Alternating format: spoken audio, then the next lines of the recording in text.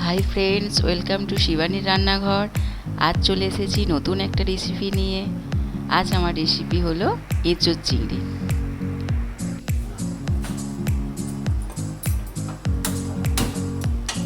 First কুকারের মধ্যে কিছুটা জল গরম করে নিচ্ছি, আর তার মধ্যে অ্যাড করে নিচ্ছি হলুদ গুঁড়ো আর কিছুটা নুন। এরপর এর মধ্যে আগে থেকে কেটে রাখা ফ্রেশ এঁচোড়ের টুকরোগুলো আমি দিয়ে দেব।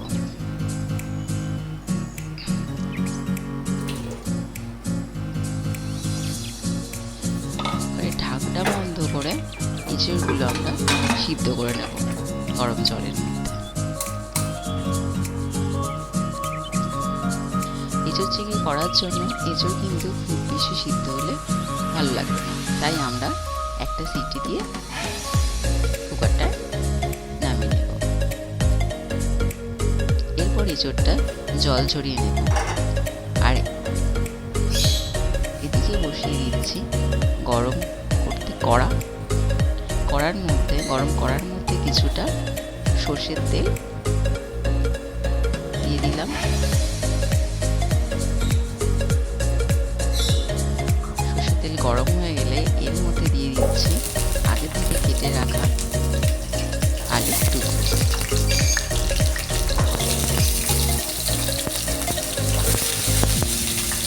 আলুর টুকরোগুলো এঁচোড়ের মতো ডুবো ডুবো করে কেটে নিয়েছি।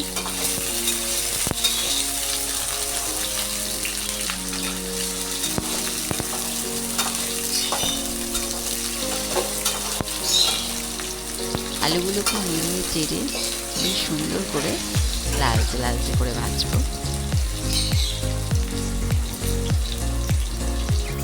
আর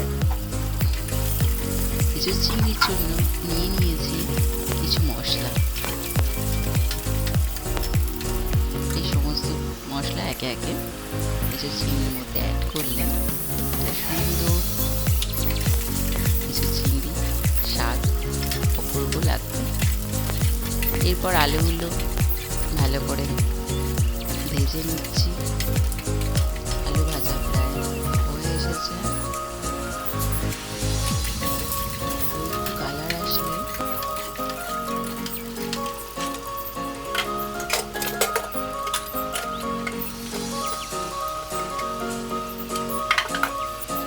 আলু ভাজা হয়ে গেছে।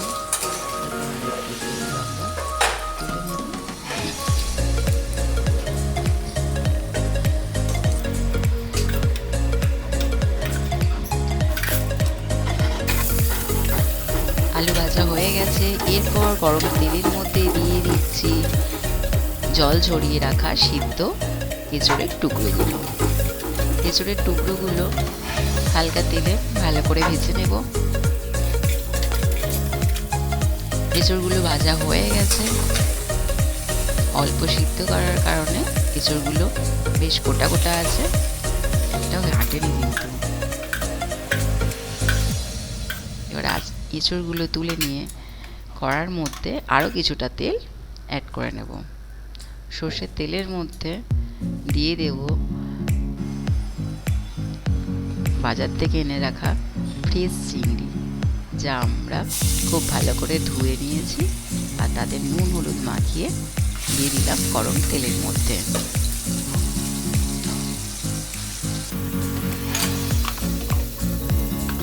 চিংড়িটাকে হালকা করে ভেজে নেব, নরম নরম রেখে। চিংড়ির কালার বেশ সুন্দর হয়ে এসেছে, হালকা হলুদ। এরপর আমরা চিংড়িগুলোকে গরম তেল থেকে তুলে নিচ্ছি চিংড়ির টুকরোগুলো।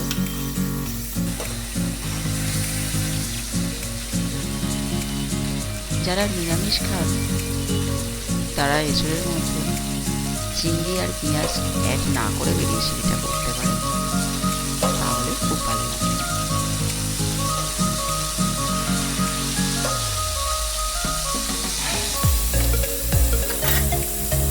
আরও কিছুটা তেল অ্যাড করে এর মধ্যে দিয়ে দিলাম তেজপাতা, 5 ফোড়ন।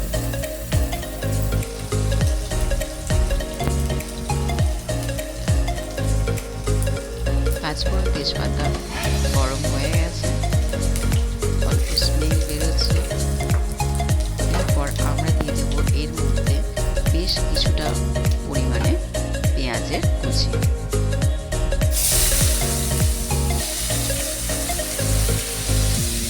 পেঁয়াজ কুচি একটু বেশি পরিমাণে দিলে গ্রেভিটা বেশি থকথকে ভালো হয়, মাখা মাখা হলে।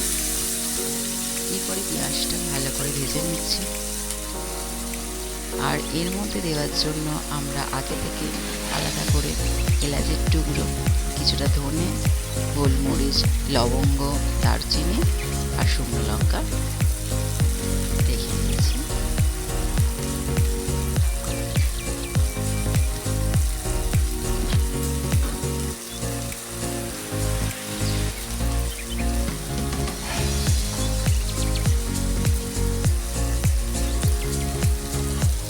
পেঁয়াজটা হালকা লালচে লালচে হয়ে এসেছে।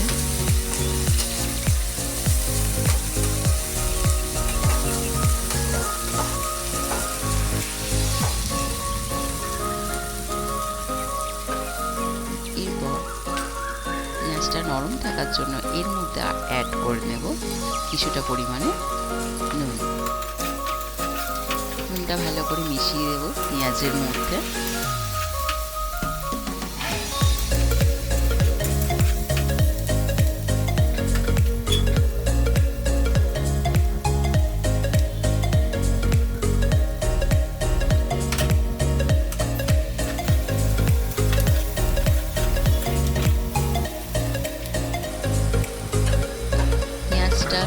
ভালো করে নেড়েচে ভাজা হয়ে গেলে তার মধ্যে অ্যাড করে দিচ্ছি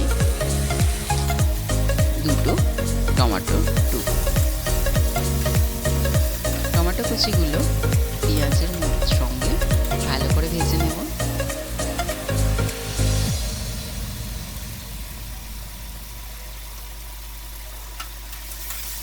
গ্যাসের ফ্লেমটা জোরে দিয়ে ভাজবো। এরপর হালকা ভাজা হয়ে আসলে এর মধ্যে অ্যাড করে দিচ্ছি 2 চামচ আদা বাটা। আদা বাটাটা ওর সঙ্গে ভালো করে মিশিয়ে নিয়ে নিতে হবে। আদা বাটা মিশে গেলে এর মধ্যে কিছু পরিমাণ সানরাইজের হলুদ গুঁড়ো অ্যাড করব। প্রয়োজন মতো লঙ্কা গুঁড়ো অ্যাড করব। এরপর এগুলো পেঁয়াজ আর টমেটোর সঙ্গে ভালো করে মিশিয়ে কষতে থাকবো। দেখতেই পাচ্ছেন কত সুন্দর কালার এসছে।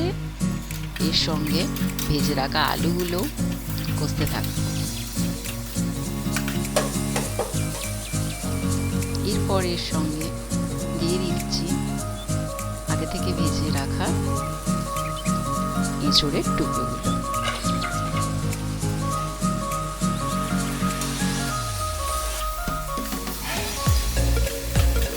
সমস্ত উপকরণগুলো একসঙ্গে মিশিয়ে কষতে থাকবো। কষা হয়ে গেছে, এর মধ্যে অ্যাড করব আগে থেকে গরম করে রাখা কিছুটা গরম জল। যেহেতু এই চিংড়ি মাখা মাখা করবো, সেহেতু জলের পরিমাণটা বুঝে দিতে হবে, খুব বেশি ঝোল করা যাবে না।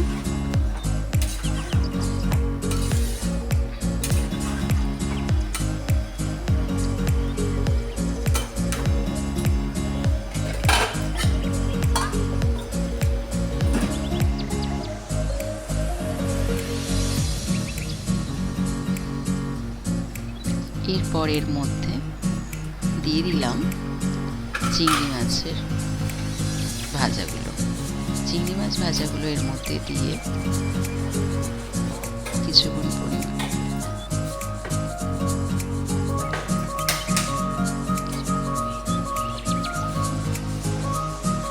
চাপা দিয়ে কিছুক্ষণ সিদ্ধ হতে দেব।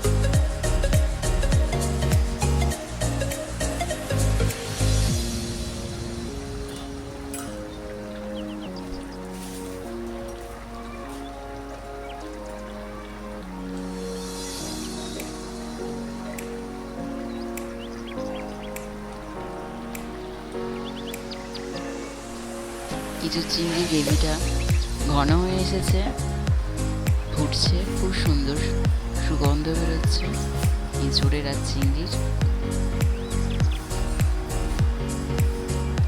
পর এর মধ্যে অ্যাড করে নিচ্ছি ওই গোটা গরম মশলাগুলো যা আমি গুঁড়িয়ে রেখেছি।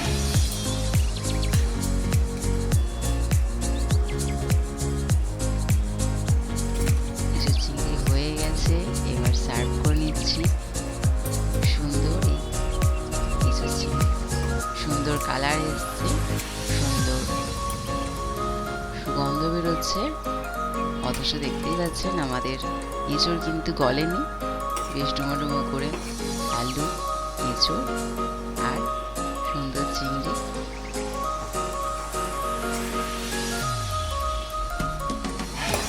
যে কোনো অনুষ্ঠানে বানিয়ে ফেলুন, গরম ভাতের সঙ্গে, রুটির সঙ্গে, পরোটার সঙ্গে, সব কিছুর সঙ্গেই জমে যাবে এঁচোড় চিংড়ির এই রেসিপি।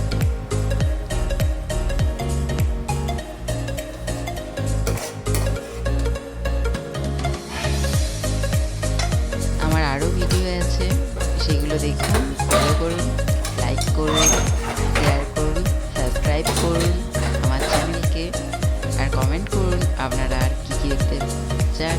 দেখা হচ্ছে নেক্সট ভিডিওতে।